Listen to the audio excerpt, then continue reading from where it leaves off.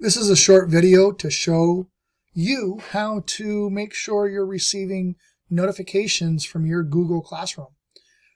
First and foremost, any class that you are registered in should show up here on this home screen.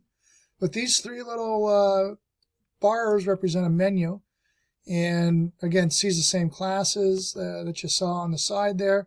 But under settings, you'll see that your profile obviously would be your information, but receive email notifications should be highlighted. If it's off, it looks like that.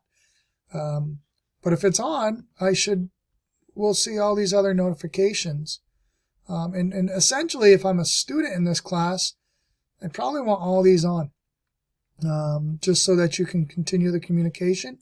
So that, if I, as a teacher, send you a note on an assignment, you get notified of it.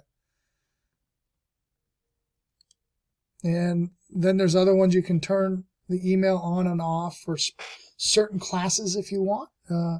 So by all means, do that if you need to.